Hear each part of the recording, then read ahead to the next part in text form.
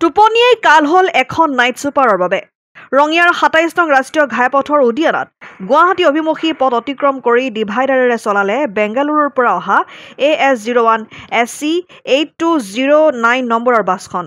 দুৰ্ঘটনাটোৰ ফলত ডিভাইডাৰৰ ওপৰত থকা গছবোৰ এফালৰ পৰা মহতিয়াই লৈ গ'ল বাছখনে। আতংকিত বাছখনৰ ভিতৰত থকা যাত্ৰীসকলৰ লগতে স্থানীয় লোক। অৱশেষত বাছৰ চালকজনে প্ৰায় 200 মিটাৰ ডিভাইডাৰেৰে বাছ চলাই নলবাৰী অভিমুখে পথত বাছখন ৰখাবলৈ সক্ষম হ'ল যদিও পুনৰ আন এখন ডাম্পাৰত খুন্দিয়ায়। এই দুৰ্ঘটনাটোৰ ফলত বাছখনৰ ভিতৰত থকা শিশু মহিলাসহ কেইবাজনো লোক গুৰুতৰভাৱে আহত হৈছে। ঘটনাস্থলীত আৰক্ষী উপস্থিত হৈ গুৰুতৰভাৱে আঘাতপ্ৰাপ্ত লোকসকলক ততাতৈয়াকৈ চিকিৎসালয়ত ভৰ্তি কৰে। ইফালে দুৰ্ঘটনাটোৰ সুযোগ বুজি একাংশ দুৰ্বৃত্তই কেইবাজনো যাত্ৰীৰ মোবাইল চুৰি কৰে। এই দুৰ্ঘটনাটোৰ মূল কাৰণ আছিল বাছ চালকজনৰ টোপনি। বাছ চলাই থাকোঁতে হঠাৎ চালকজনৰ টোপনি অহাৰ ফলত দুৰ্ঘটনাটো সংঘটিত হয় বুলি জানিবলৈ দিয়ে দুৰ্ঘটনাগ্ৰস্ত বাছখনৰ চালকজনে।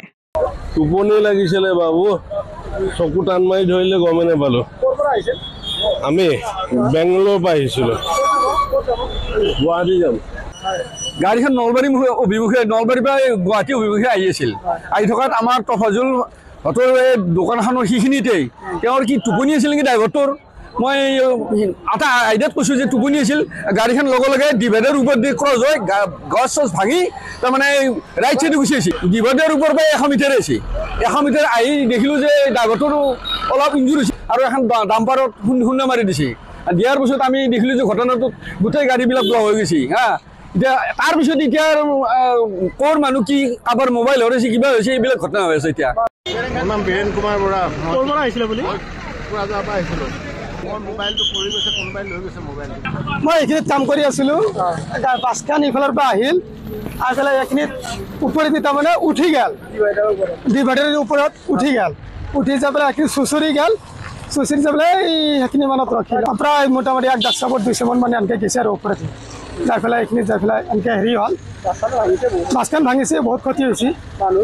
মানুহ অলপ দুখ পাইছে, ড্ৰাইভাৰো অলপ দুখ পাইছে, প্লাছ পেচেঞ্জাৰো অলপ দুখ পাইছে। নাপায় নহয়, নাইট ছুপাৰ আছিল এইখন, পশ্চিম বৰপেটাৰ পৰা গুৱাহাটী অভিমুখে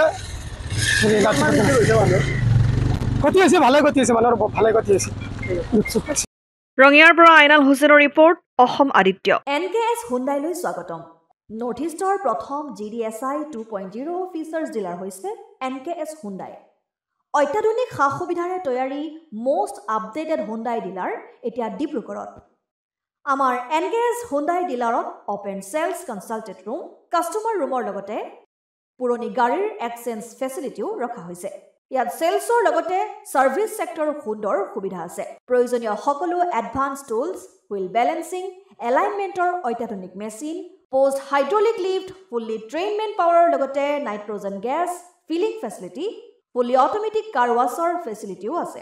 লগতে NKS হুণ্ডাই ডিলাৰে কাষ্টমাৰসকলৰ সুবিধাৰ্থে মোবাইল ছাৰ্ভিচ ভেনৰো ব্যৱস্থা ৰাখিছে, য'ত হাইড্ৰলিক লিফ্ট, ৱাশ্বিং facility, wheel balancing, tyre pressure check কৰাৰ লগতে বহুখিনি সুবিধাই উপলব্ধ আছে। NKS হুণ্ডাইলৈ আহক আৰু সুবিধাসমূহ গ্ৰহণ কৰক।